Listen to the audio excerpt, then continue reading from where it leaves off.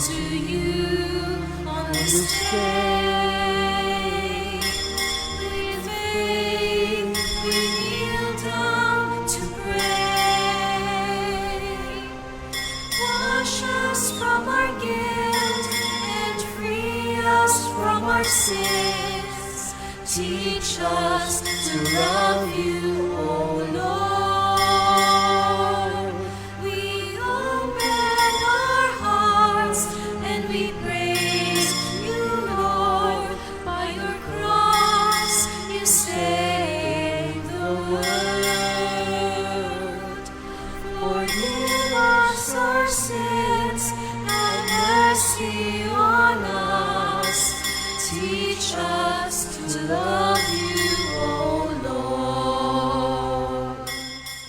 Sa ngalan ng Ama, ng Anak at ng Espiritu Santo, Amen. sumainyo ang Panginoon. At sumainyo rin.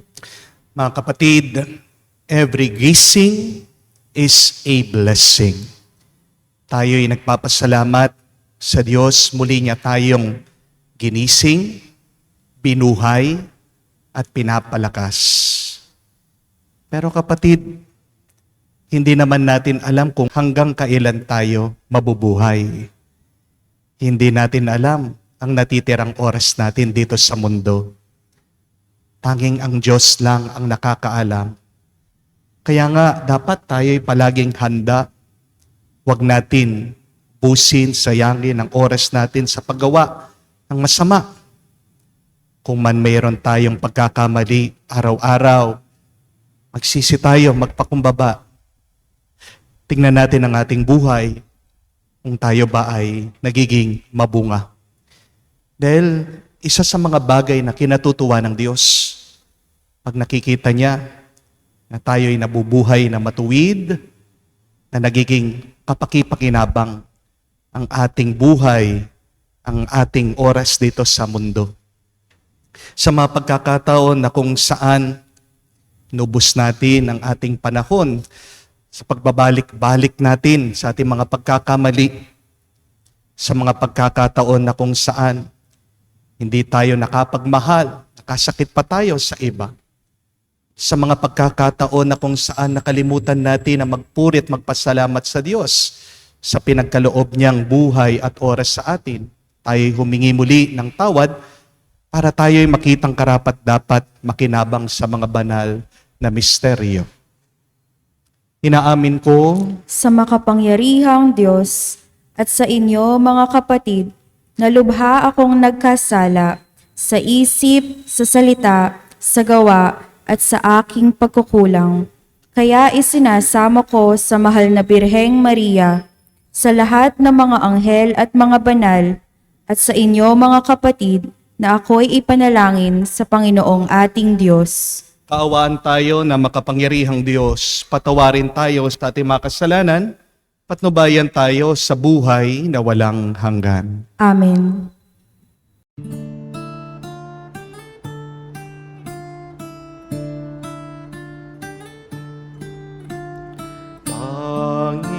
Panginoon, maawa ka. Panginoon, maawa ka.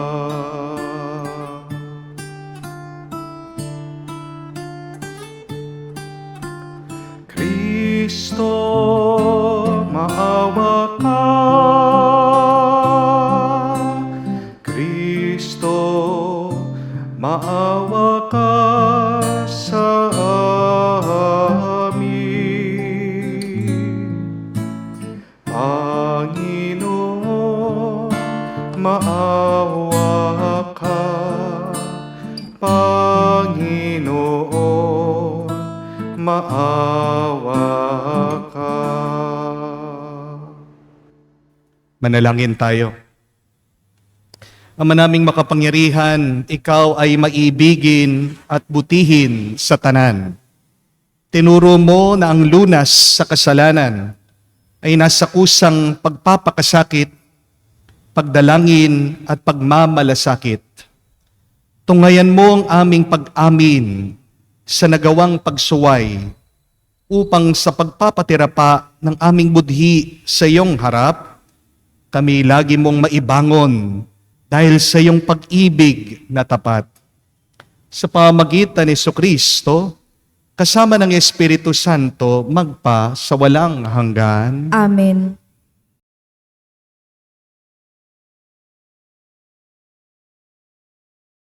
Pagbasa mula sa aklat ng Eksodo. Noong mga araw na iyon, si Moises nag-alaga sa kawan ng biyanan niyang si Jethro. Minsan, itinaboy niya ang kawan, pabagtas sa disyerto, at nakarating siya sa Horeb, sa bundok ng Diyos. Doon, ang anghel ng Panginoon ay napakita sa kanya, parang ningas sa gitna ng isang mababang punong kahoy. Kitang-kita ni Moises na nagliliyab ito, ngunit hindi nasusunog. Kaya't nasabi niya sa kanyang sarili, "Katakataka ito. Tingnan ko ngang mabuti kung bakit di nasusunog, gayong nagliliyab." Nang lalapit na si Moises, tinawag siya ng Panginoon, buhat sa nagliliyab na punong kahoy. "Moises, Moises, ano po iyon?" Sagot niya. Sinabi ng Diyos, "Huwag kang lumapit. Hubarin mo ang iyong sandalyas, sapagkat banal na dako ang kinatatayuan mo. Ako ang Diyos ng iyong mga magulang, nina Abraham, Isaac at Jacob." Tinakpan ni Moises ang kanyang mukha pagkat natatakot siyang tumingin sa Diyos. Sinabi sa kanya ng Panginoon, "Nakita kong labis na pinahihirapan ng mga Ehipsyo ang aking bayan. Alam ko ang hirap nilang tinitiis at naririnig ko ang kanilang daing. Kaya bumaba ako upang sila'y iligtas, ialis sa Ehipto at ihatid sa lupaing mayaman, malawak at sagana sa lahat ng bagay." Sinabi ni Moises, "Pupunta ako sa mga Israelita at sasabihin sa kanilang, ako'y sinugo ng Diyos, ng aming ninuno. Ngunit ano po ang sasabihin ko kung itanong nila kung sino ang nagsugo sa akin?" Sinabi ng Diyos, "Ako'y si ako nga. Sabihin mong sinugo ka ni ako nga, ng Panginoon, ng Diyos, ng inyong mga ninuno, ng Diyos ni na Abraham, Isaac at Jacob. At ito ang pangalang itatawag nila sa akin magpakailanman. Ito rin ang mag-aalala sa akin ng lahat ng sadinlahi." Ang salita ng Diyos. Salamat sa Diyos. Ang ating mahabaging Diyos ay nagmamagandang loob. Ang ating mahabaging Diyos ay nagmamagandang loob. Pangunooy papurihin mo, kaluluwa ko. Ang pangalan niyang banal, purihin mo sa tuwina. Ikaw, aking kaluluwa, ang Diyos ay papurihan, at huwag mong lilimutin yaong kanyang kabutihan. Ang ating mahabaging Diyos ay nagmamagandang loob. Ang lahat kong kasalanay, siya ang nagpapatawad, at anumang aking sakit, ginagamot niyang lahat. Sa bingit ng kamatayan, ako ay inililigtas, at pinagpapala ako sa pag-ibig niya't habag. Ang ating mahabaging Diyos ay nagmamagandang loob. Panginooy humahatol, ang gawad ay katarungan. Natatamo ng inapi ang kanilang karapatan. Ang balangkas niya't utos kay Moises ibinilin, ang kahangahangang gaway na saksihan ng Israel. Ang ating mahabaging Diyos ay nagmamagandang loob. Kay ganda ng kalooban, mahabaging itong Diyos. Kung magalit ay banayad, kung umibig na may lubos. Ang agwat ng lupa't langit, sukatin may hindi kaya. Gayon ang pag-ibig ng Diyos sa may takot sa Kanya. Ang ating mahabaging Diyos ay nagmamagandang loob.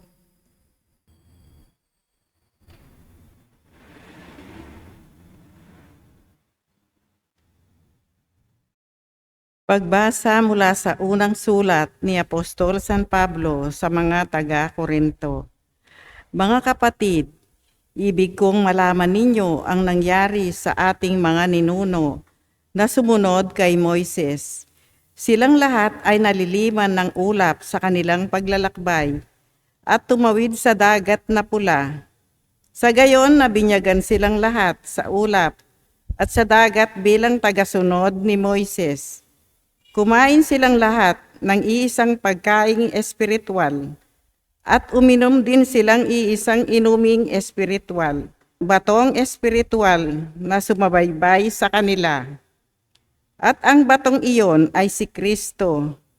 Gayunman, hindi kinalugdan ng Diyos ang marami sa kanila, kaya't nagkalat sa ilang ang kanilang mga buto. Ang mga nangyaring ito'y babala sa atin, upang huwag tayong magnasa ng mga masasamang bagay, gaya ng ginawa nila. Huwag din tayong magreklamo tulad ng ilan sa kanila, kaya't nilipol sila ng anghel na mamumuksa. Nangyari ito sa kanila bilang babala sa iba, at nasulat upang turuan tayong mga inabot ng huling panahon. Kaya nga mag-ingat ang sinumang nag-aakalang siya'y nakatayo, baka siya mabuwal. Ang salita ng Diyos. Salamat sa Diyos.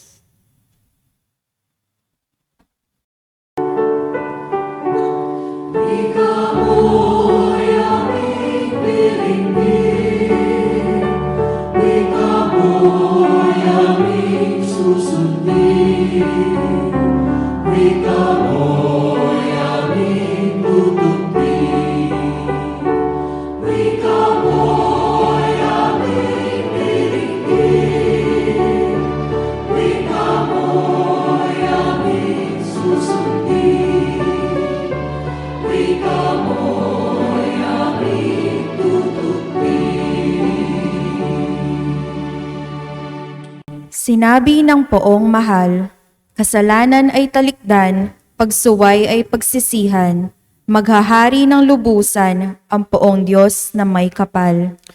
Sumainyo ang Panginoon. At sumainyo rin. Ang mabuting balita ng Panginoon ayon kay San Lucas.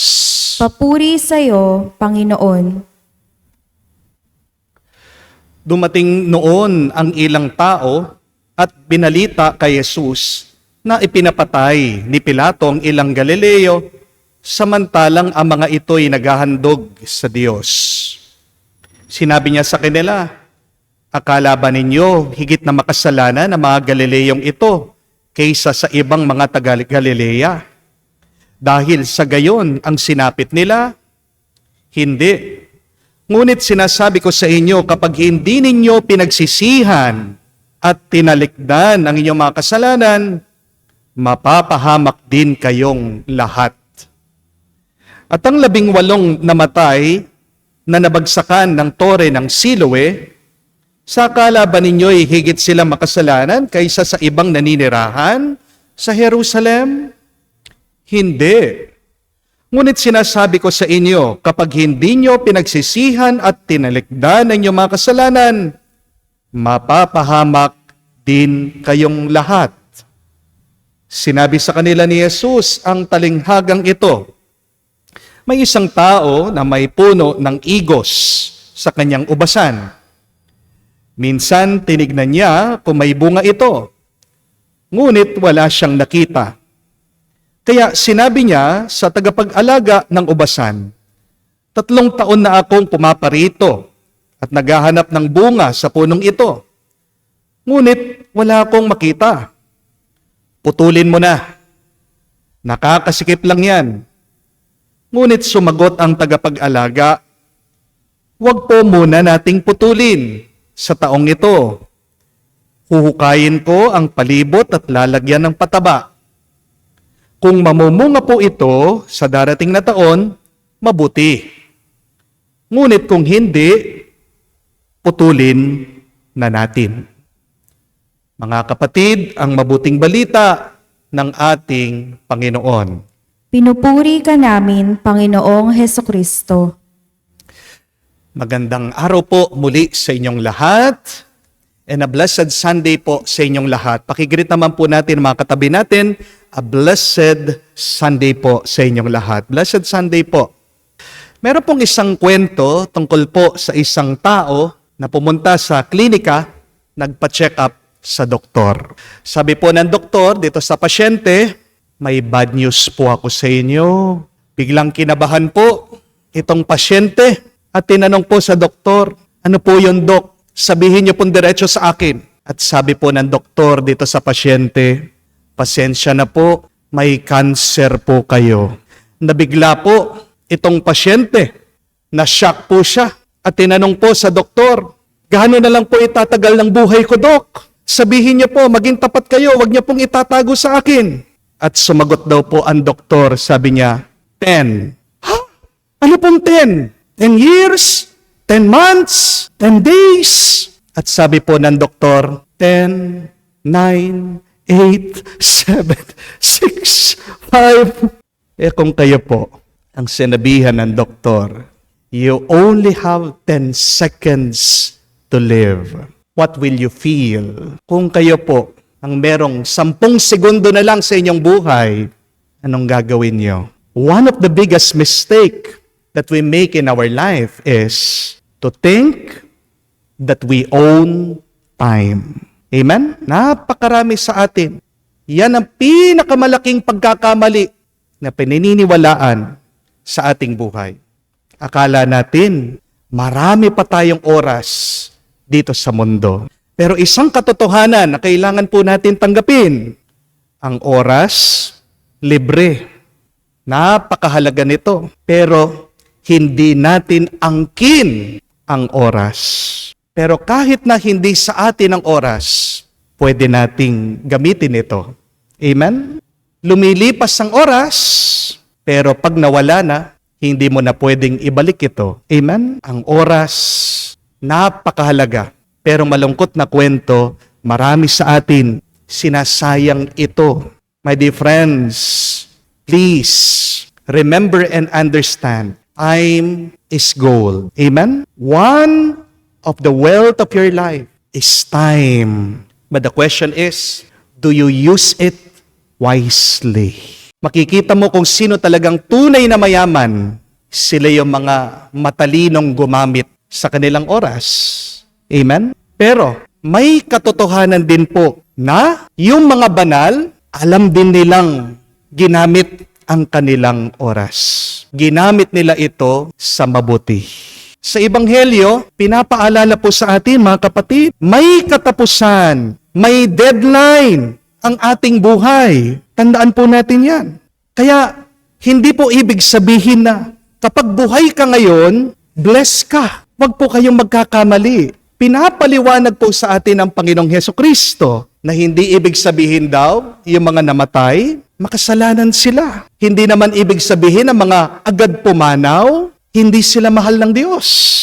Hindi kaparusahan ang kamatayan. Amen? Pero ang sabi ng Diyos, kung hindi tayo magbabalik loob sa Diyos, kung hindi tayo magsisisi sa ating mga kasalanan, mapapahamak tayo. Kaya nga po, ang dami sa atin. Pag pinag-uusapan pa lang ang kamatayan, nangingilabot na. Kumakatok sa kahoy. Ano sinasabi? Knock on wood. Hindi naman po sana, Father. Ang dami nating mga tradisyon para daw walang sumunod. Di po ba?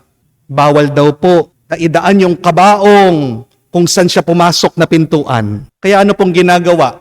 Pag-aalisin na at ililibing yung patay. Dahil dumaan na doon po sa pintuan, wala nang ibang madadaanan. Sinisira yung mga bintana. Nakakatawa po tayo, no? Ganyan po ba kababaw ang Diyos? Dahil ba dinaan mo ulit doon sa pintuan? Magagalit ba ang Diyos? Paparusahan ba tayo ng Diyos? Papatayin ka ba niya? Dahil lang doon sa dinaan mo siya ulit? Doon sa pintuan na yon? Bakit po pagdating sa mga pamahiin, Ang galing-galing natin. Naaalala natin. Sinusundan natin. Bawal daw pong magwalis kapag may patay.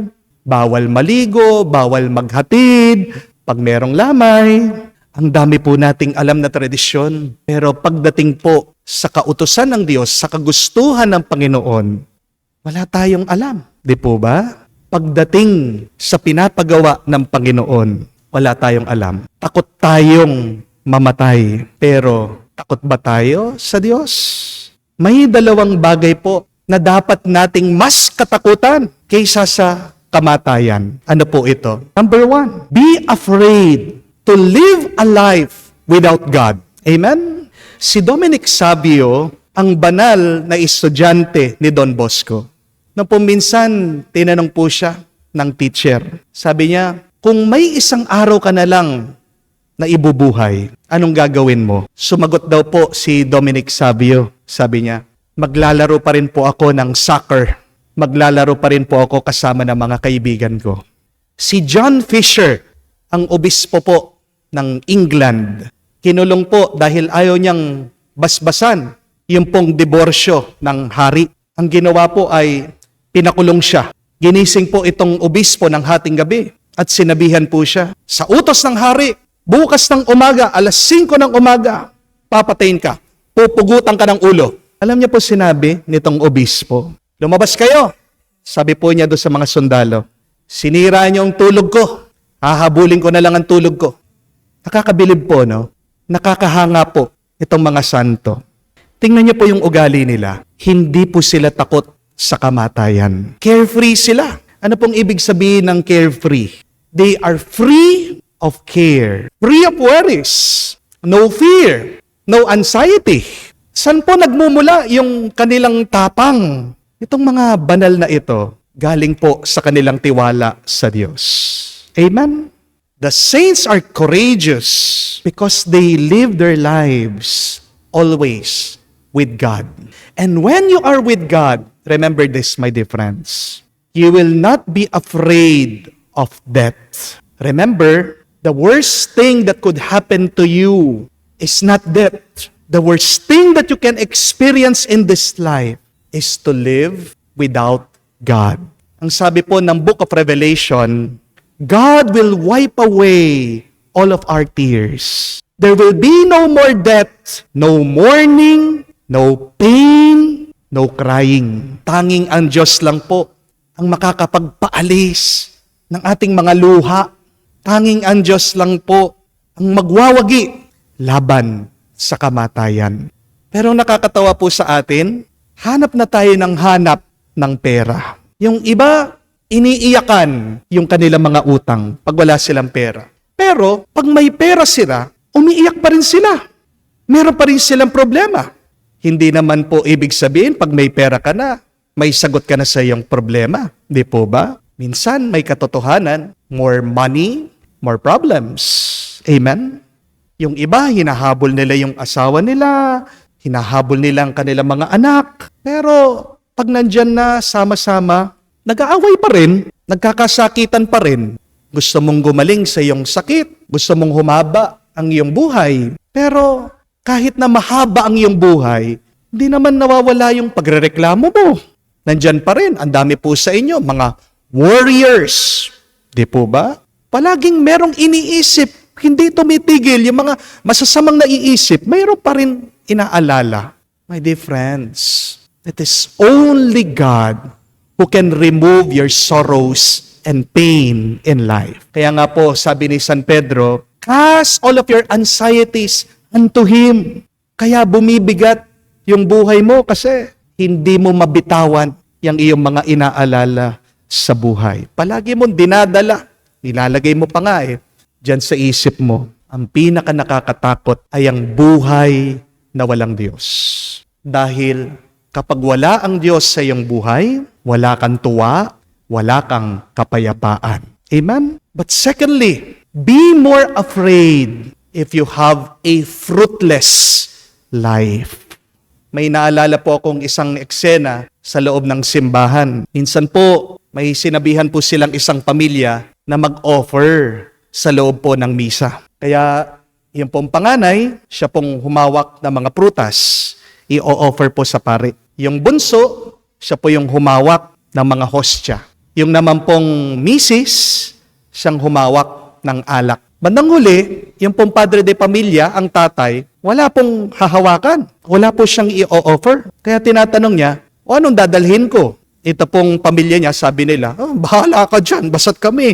Ito na, hawak na namin, sabi po nila. Noong po nag-umpisa na lumakad, nagpuprosesyon sa gitna, yung pong panganay, binigay po yung prutas sa pare. Yung pong bunso, binigay po yung hostya. Yung misis, binigay po itong alak. Alam niyo po, humahabol yung tatay, anong dala-dala? Yung pong table, binibigay po sa pare. Sabi niya, anong dadalhin ko? Nakakaya, wala akong dadalhin. Oo nga naman po, no? Nakakahiya yung wala kang dala. Pagdating po ng araw, haharap po tayo sa Diyos. Ang tanong, anong dala-dala natin? Anong maipapakita natin sa Panginoon? Mga kapatid, tandaan niyo po, huhusgahan tayo ng Diyos sa bunga ng buhay natin. Ang nakakatakot, haharap tayo sa Diyos. Wala man tayong maipagmalaki na mabuti sa Kanya. Narinig po natin sa Ebanghelyo, galit na galit ang Diyos. Nilalarawan po nung may-ari ng ubasan. Bakit? Nakita po niya, yung puno ng igos na tinanim niya, walang bunga. Baka hindi niyo po alam ito. Ang mga fig tree o puno po ng igos, sa Biblia, tinuturing pong blessing. Ang mga fig tree po kasi, very generous tree po ang mga yan. They are very useful trees. Kasi po, wala po kayong maitatapon sa punong yan. Lahat po ng parte ng fig tree, mapapakinabangan mo. Yung pong bunga, nakakabusog po yan. Pero yung mga dahon po pala, at saka yung ugat ng puno, ng igos, ng fig tree, gamot po, nakakatulong po yan sa sakit ng tao. Kaya nga po, sa Israel, sabik na sabik ang mga tao kapag namumunga na po yung fig tree dahil may pagkain sila at dahil meron din silang panggamot. Ngayon nyo na po mauunawaan. Bakit disappointed itong may-ari ang Diyos nung nakita po niyang walang bunga yung pong fig tree? Kasi taliwas po ito sa kalikasan ng fig tree na hindi siya namumunga at hindi po siya nagbibigay. Ang fig tree na walang bunga ay may problema. Amen? Ganyan din po sa tao. Nalulungkot ang Diyos kapag ang taong mula sa Kanya, ginawa niya, walang naipapakitang mabuti sa buhay niya. Ang taong walang ginagawang mabuti, may problema din. Amen? Para bang masasabi ba natin na ang isang bulaklak na hindi namumukadkad ay bulaklak? Masasabi mo ba na ilog ang isang lugar kung walang dumadaloy na tubig dito? Masasabi ba natin na ang araw ay araw kung wala po lumalabas na liwanag dito? Ganyan din po pagdating sa tao, hindi po ba? Ang tao na hindi mabuti, nagbibigay at nagbabahagi ay hindi tao. Alam niyo po kung anong ibig sabihin ng man? Spell man. M-A-N. May ibig po sabihin yan. Acronym. Tandaan niyo po. Man means M, ministering, N, A, N, nurturing. Ang ibig po sabihin ng tao, man, ministering and nurturing. Kalikasan po ng tao ang maglingkod, ang magkawang gawa dahil ginawa po tayo ng Diyos na mabuti. At nung binigyan tayo ng buhay ng Diyos, ano po ang unang utos niya? To be fruitful, to toil the soil, to work. Pinagkatiwala po ng Diyos sa atin ang lahat. Kaya napansin niyo po, kapag ang tao hindi nagiging mabuti, ano po ang tawag ng ibang tao sa kanya? Ano po ang sigaw ng ibang tao sa kanya pag ang tao naging masama? Hayop ka! Animal ka! Di po ba?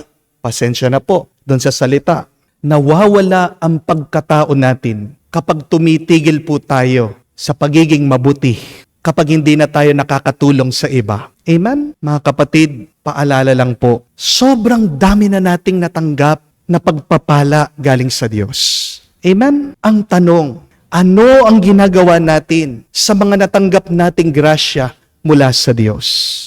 Hindi naman natin hiningi ang buhay na ito. Di po ba? Hindi naman natin hiningi ang hangin, pero binibigay ng Diyos palagi sa atin. Pinagdasal niyo po ba na magkaroon ng liwanag? Hindi. Pero palaging available ang liwanag. Kahit na marami kang utang, di ba? Hindi ka naman nagugutom. Hindi ka naman pinapabayaan ng Diyos. Kapag nasugat ka, hayaan mo lang, gumagaling ka. Kahit na sobrang bigat ng problema mo, hanggang ngayon, buhay ka pa rin. Di po ba? Sobrang dami na nating tinanggap na bendisyon galing sa Diyos. Ang tanong, saan mo dinala itong mga grasya na pinagkaloob niya sa iyo? Anong ginawa mo sa mga pagpapala ng Diyos sa iyo? Kung ang tao po, palaging kain lang ng kain, hindi niya nilalabas, ano po mangyayari sa kanya? Di po ba maimpatyo siya? Di po ba magkakasakit siya? Di po ba ikakamatay pa niya? Ganyan po ang nangyayari sa ating kaluluwa. Selfishness kills our souls. Kaya nga po may kasabihan overwatering your plant kills it. Hindi mabubuhay ang halaman kung sobrang dami ng pandidilig mo dyan, pagbibigay mo ng tubig. Matakot ka kapatid. Kung tanggap ka lang ng tanggap, hindi ka marunong magbigay at magbahagi. Sasabog ka. Amen? Ang ikakasawi ng buhay mo ay ang katakawan mo at ang katamaran mo sa pagbibigay. Hindi ko po alam kung napansin nyo ito. Wala pong rebulto o estatwa na tinatayo para sa mga masasama, para po sa mga makasariling tao. Meron na po ba na nakita kayo? Rebulto o estatwa para po sa mga chismosa, para po sa mga sinungaling, para po sa mga babaero, para po sa mga marites? Wala po, di po ba? Ang tinatayo po natin, ginagawa natin mga rebulto para po sa mga banal, para po sa mga mababait, para po sa mga bayani, para po sa mga mapagbigay. Bakit po ganito? Kasi gusto nating maalaala ang mga banal, mapagmahal, ang mga matatapang, kahit na wala na sila dito sa mundo. Bakit hindi natin pinagtatayo ng statwa o rebulto ang mga makasalanan, ang mga makasarili? Kasi gusto nating makalimutan sila pagkatapos ng kanilang kamatayan. Amen?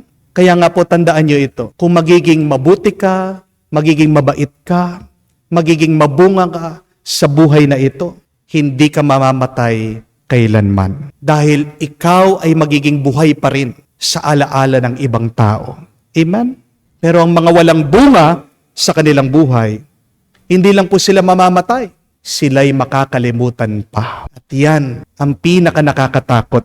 Yung dumaan ka dito sa mundo at wala mang nakaalaala sa iyo. Kaya nga po, mga kapatid, huwag po tayong maniwala sa sinasabi ng demonyo. Ang palaging sutsot ng dyablo sa atin, may oras pa tayo. Huwag mong isipin na marami ka pang oras. Hindi mo hawak ang oras mo. Hanging ang Diyos lang ang may hawak ng oras natin. All of us are living on borrowed time. Amen? There is a deadline for all of us. Huwag mong hihintayin ang huling sandali para lang magbago ka, para lang magbalik loob ka sa Diyos. Ngayon pa lang, mga kapatid, magsumikap po tayo, mabuhay palagi kasama ang Diyos. Para maalis, mawala yung iyong pag-aalala, gawin nating maging mabunga ang ating buhay sa tulong niya at makikita mo, magiging mapalad ang buhay mo. Hindi lang ngayon, hanggang sa magpa sa walang hanggan. Amen. Sumasampalataya ako Sa Diyos, amang makapangyarihan sa lahat na may gawa ng langit at lupa. Sumasampalataya ko kay Hesukristo, iisang anak ng Diyos, Panginoon nating lahat. Nagkatawang tao siya, lalang ng Espiritu Santo, ipinanganak ni Santa Mariang Birhen, pinagpakasakit ni Poncio Pilato, ipinako sa krus, namatay, inilibing, nanaog sa kinaroroonan ng mga yumao. Nang may ikatlong araw, nabuhay na mag-uli, umakyat sa langit, naluluklok sa kanan ng Diyos amang makapangyarihan sa lahat. Doon, magmumulang paririto at huhukom sa mga nangabubuhay at nangamatay na tao. Sumasampalataya naman ako sa Diyos Espiritu Santo, sa banal na simbahang katolika, sa kasamahan ng mga banal, sa kapatawaran ng mga kasalanan, sa pagkabuhay na muli ng nangamatay na tao, at sa buhay na walang hanggan. Amen. Mga kapatid, alay po natin sa Diyos ngayon ang ating mga dasal at panalangin. Nagtitiwala tayo at naniniwala na siya'y nakikinig at ipagkakaloob niya lahat ng ating pangangailangan. Ating sabihin, Panginoon, dinggin mo kami. Panginoon, dinggin mo kami. Para sa simbahan, ang tahanan ng lahat ng sumasampalataya, naway liwanagan niya ang sangkatauhan sa pamamagitan ng kabanalan ng kanyang mga kasapi. Manalangin tayo. Panginoon, dinggin mo kami. Para sa Santo Papa at lahat ng ating mga pinuno, naway matagpuan nila sa pagbabagong anyo ni Jesus ang lakas na kailangan nila upang magpunyagi sa kanilang mabuting gawa. Manalangin tayo. Panginoon, dinggin mo kami. Para sa mga walang pagpapahalaga sa panalangin, naway maging pampalakas loob sa kanila ang halimbawa ni Jesus upang mapitagan nilang maitaas ang kanilang isipan sa Diyos. Manalangin tayo. Panginoon, dinggin mo kami. Sa katahimikan po ng ating puso, banggitin din natin sa Diyos ang ating mga personal na pangangailangan. Panginoon, dinggin mo ang aming mga panalangin, pagkaloob mo ang aming mga pangangailangan araw-araw. Gabayan mo kami sa aming paglalakbay hanggang marating namin ang iyong kaharian. Ito'y hinihiling namin sa ngalan ni Kristo, aming Panginoon. Amen.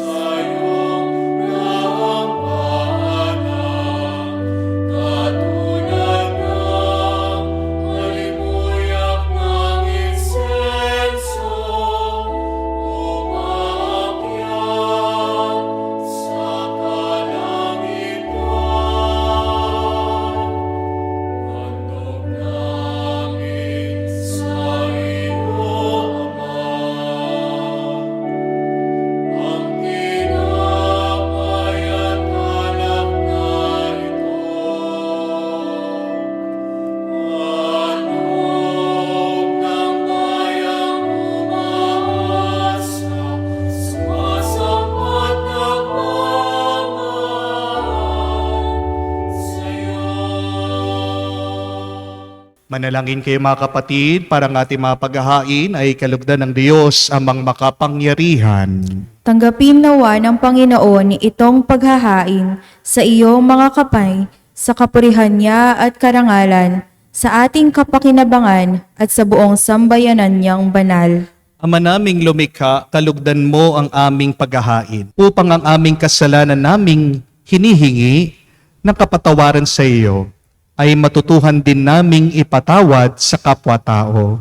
Sa pamagitan ni Jesucristo kasama ng Espiritu Santo, magpa sa walang hanggan. Amen. Sumainyo ang Panginoon. At sumainyo rin. Itaas sa Diyos sa inyong mga puso at diwa. itinaas na namin sa Panginoon. Pasalamatan natin ang Panginoong ating Diyos. Marapat na siya ay pasalamatan. Ama naming makapangyarihan, tunay nga marapat ikaw ang aming pasalamatan. Sa pamamagitan ni Kristo na aming Panginoon, minarapat mong pagtitiis para sa naghihirap ay maging tagapaghiwatig ng pasasalamat na aming inihahain ngayon sa iyong hapag. Ang iyong anak ay uliran tagapagbigay ng pagsasaluhan sa mga nagugutom at mga nauuhaw. Sa pagsunod namin sa giliw mong anak, ang pagkamaawain mo ang aming ginaganap upang ang pag-iimbot ay mapawing lahat sa aming pag-uugali at gawaing binabalak. Kaya kaisa na manghel nagsisiawit na papuri sa iyo nang walang humpay sa kalangitan, kami nagbubunyi sa iyong kadakilaan.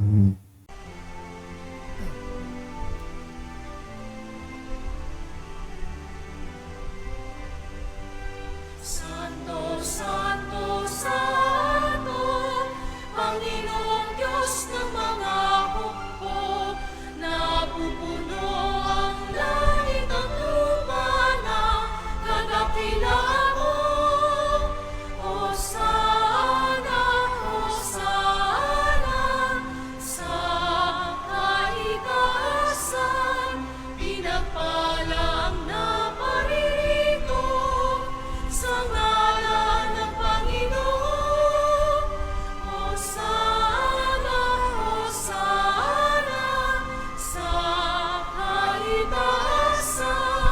Hosana, Hosana, sa kaitaasan.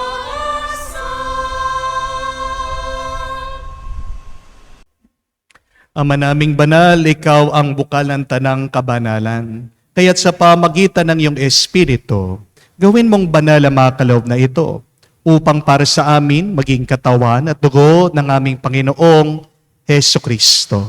Bago niya pinagtiis ang kusang loob na maging handog, hinawakan niyang tinapay, pinasalamatan kanya, pinaghati-hati niya iyon, inabot sa kanya malagad at sinabi, tanggapin ninyong lahat ito at kanin.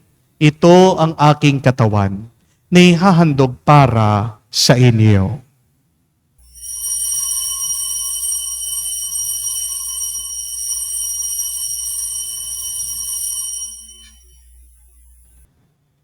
Gayon din naman na matapos ang hapunan, hinawakan niyang kalis, muli kanyang pinasalamatan. Inabot niyang kalis sa kanya malagad at sinabi, tanggapin ninyong lahat ito at inumin. Itong kalis ng aking dugo, ng bago't walang hanggang tipan, ang aking dugo na ibubuhos para sa inyo at para sa lahat. Sa ipagpapatawad ng mga kasalanan, gawin ninyo ito sa pag-alaala sa akin.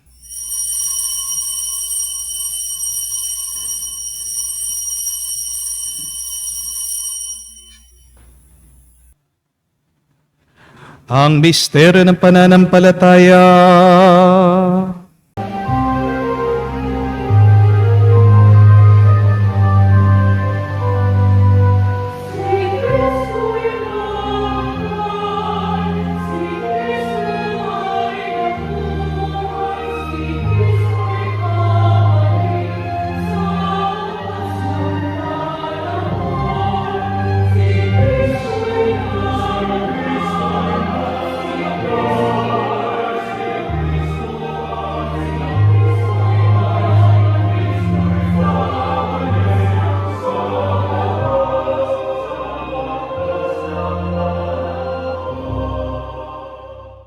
Ang mga ginagawa namin ngayon ang pag-alaala sa pagkamatay, muling pagkabuhay ng iyong anak.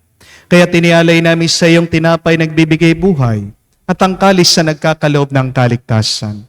Kami nagpapasalamat dahil kami yung minarapat na tumayo sa harap mo para maglingkod sa iyo.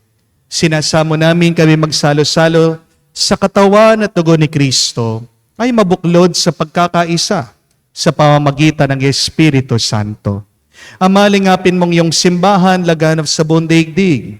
Puspusin mo kami sa pag-ibig. Kaisa ni Francesco, aming Santo Papa, si Florentino, aming Arsobispo at ng Tanang Kaparian. Alalahanin mo rin ang aming mga kapatid na nahimlay may pag-asang sila'y muling mabubuhay. Gayon din naman lahat ng mga pumanaw. Kawan mo't sila't patuloyin sa iyong kaliwanagan. Kawan mo't pagindapatin kaming lahat na makasalo sa iyong buhay na walang wakas. Kaisa na mahal na Birhen Maria, Ina ng Diyos. Kaisa na mga apostol at lahat. Kaisa ni San Jose, ang kanyang malwalhating esposo. Kaisa na mga apostol at lahat ng mga banal na namuhay dito sa daigdig na kalugod-lugod sa iyo. May pagdiwang nawa namin ang pagpupuri sa ikararangal mo sa pamagitan ng iyong anak, aming Panginoong Heso Kristo. Sa pamamagitan ni Kristo, kasama niya at sa Kanya, ang lahat ng parangal at papuri ay sa iyo, Diyos Ama, makapangyarihan, kasama ng Espiritu Santo, magpasawalang hanggan. Amen, amen, amen. Sa nakakagaling na utos sa turo ni Jesus sa Panginoon natin na Diyos, ipahayag natin ang lakas, loob.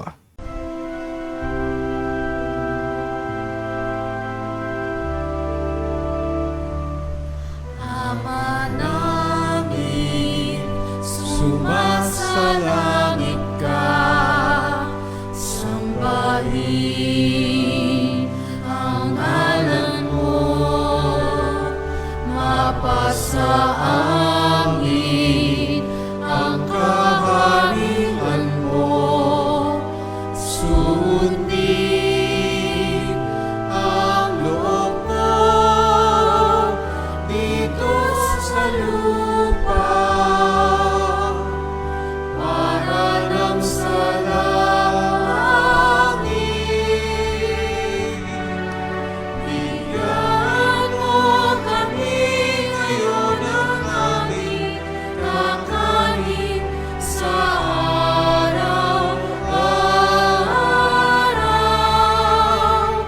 at patawarin mo kami sa aming mga sala para ng pagpapatawad namin sa nagkakasala sa amin. At huwag mo kami ipahintulot sa tukso, at iadya mo kami sa lahat ng masama. Hinihiling namin kami, Adyas, sa lahat ng masama, pagkalooban ng kapayapaan araw-araw, ligtas sa kasalanan, ilayo sa lahat ng kapahamakan. Samantalang aming pinanabikan ang dakilang araw ng pagpapahayag ng tagapagligtas naming si Heso Kristo. Sapagkat iyo ang kaharian at ang kapangyarihan at ang kapurihan magpakailanman. Amen. Panginoong Heso Kristo, sinabi mo sa iyong mga apostol, kapayapaan ang iniiwan ko sa inyo, ang aking kapayapaan binibigay ko sa inyo. Tunghayan mo ang aming pananampalataya, huwag ang aming pagkakasala. Pagkalooban mo kami ng kapayapaan at pagkakaisa, ayon sa iyong kalooban, kasama ng Espiritu Santo, magpa sa walang hanggan. Amen. Kapayapaan ng Panginoon ay laging sumainyo. At sumainyo rin. Magbigayan po tayo ng kapayapaan sa bawat isa. Pisuin niyo po, kapayapaan po sa inyong lahat.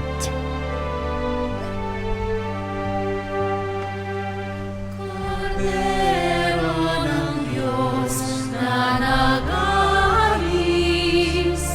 ng mga kasalanan ng sanlibutan, maawa ka sa amin, maawa ka sa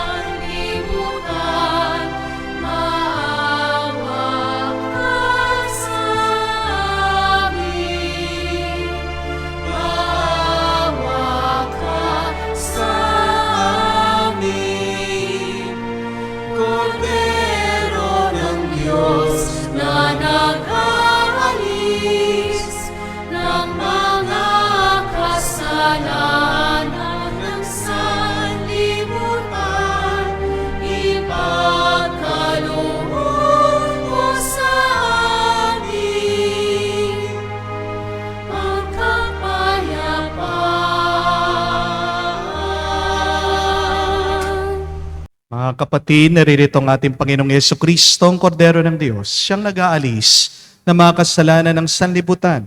Mapalad tayong lumalapit sa piging ng Kordero. Panginoon, hindi ako karapat-dapat na magpatuloy sa iyo, ngunit sa isang salita mo lamang ay gagaling na ako.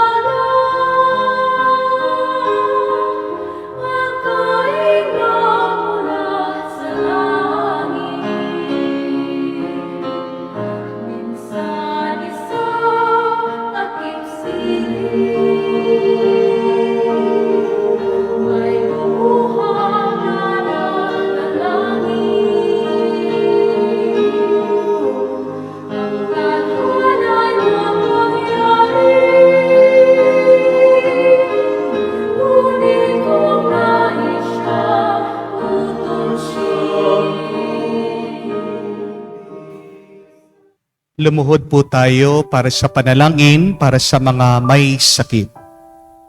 Panginoong Hesus, lumalapit po kami sa iyo ngayon upang idulog ang kagalingan ng mga may sakit. Haplusin niyo po sila at pagkalooban ng panibagong lakas upang sila ay muling makapaglingkod sa iyo. Patawarin niyo po sana sila sa kanilang mga kasalanan at pagkalooban din ng kagalingang pangkaluluwa. Sa katahimikan po ng ating puso, banggitin natin ang pangalan ng ating mga kapatid na humihiling ng mabilis na kagalingan. Hinihiling namin ito sa ngalan ni Kristo, aming Panginoon. Amen. Panalangin para sa mga OFW. Ama, pinapanalangin namin sa iyong natatanging kahilingan ng lahat ng mga nagtatrabaho sa ibang bansa. Tulungan mo sila bawat sandali ng kanilang buhay habang nasa ibang bansa. Palakasin mo sila kapag pinanghihinaan sila ng kalooban. Pagalingin mo sila tuwing nagkakasakit. Haluin mo sila kapag nalulungkot sila. Ilayo mo sila sa anumang masama at kapahamakan upang magpatuloy sila lagi sa kanilang buhay. Mapahalagan nawa ng kanilang pamilya ang bawat sakripisyo nila sa ibang bansa upang wag masayang ang kanilang pagpapagal. Kaawan at pagkalooban mo ng biyaya ang lahat ng mga OFW dahil sa iyo lamang aasa at wala ng iba pa. Ang lahat ng ito ay aming sama-samang panalangin sa ngalan ni Jesus. Amen. Banal na mukha ni Jesus. kaawaan mo kami. Manalangin tayo. Ama naming mapagmahal, sa pakikinabang namin sa iyong banal na piging, pinagsasaluhan namin ang bigay mong pagkain. Ang ginaganap namin ngayon sa pagdiriwang ay lubos nawang mangyari sa gawain namin araw-araw. Sa pamamagitan ni Jesucristo kasama ng Espiritu Santo, magpa sa walang hanggan. Amen. Higit sa kamatayan, dapat mas matakot tayo dito. Na tayo'y nabubuhay na malayo sa Diyos. Matakot din tayo kapag walang bunga ang ating buhay. More than that, we should be more afraid of a life without God and a fruitless life. Ang kapatid, sandali lang ang ating oras dito sa mundo. Huwag nating sayangin ito. Kung alam mo, pinahiram lang ng Diyos ang buhay mo, sana naman gamitin mo ito sa mabuti. Para pagdating ng panahon, pag nakaharap mo siya, may maipakita ka, may maipagmalaki ka sa iyong ginawa dito sa ibabaw ng mundo. Habang may oras ka pa, magpasalamat ka sa Diyos, magbalik loob ka sa Kanya, gawin mong makakaya mo sa pagpapakabanal ng kaluluwa mo. Para po sa ating assignment, alalahanin niyo po yung mga yumaon yung minamahal. Sino na yung mga nauna sa iyo? Remember them. Huwag mo lang silang ipagdasal, but learn from them. Natapos na yung kanilang buhay, yung kanilang oras dito sa mundo. Pero, sana wag masayang yung buhay nila dahil meron silang aral na gustong iwan, ituro sa inyo. Dahil kung hindi tayo matututo sa pagkakamali ng ibang tao, uulitin natin ito. At walang pinagpapala sa mga taong nabubuhay sa pagkakamali at pagkakasala. So as you pray for your dearly departed who have spent their time here on earth, reflect. Kung nandyan sila, kung makakausap mo sila, kung buhay sila, ano ang aral, karunungan, katalinuhan na gusto nilang iwan, ituro, ipakita sa inyo. Para pag natutunan natin ito, makakatulong ito sa ating pagpapakabuti at pagpapakabanal. Diyan tayo magiging mas mapalad. Sumainyo ang Panginoon.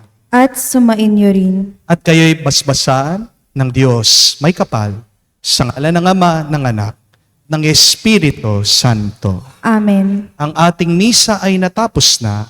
Umayo kayo sa kapayapaan ni Kristo. Salamat sa Diyos.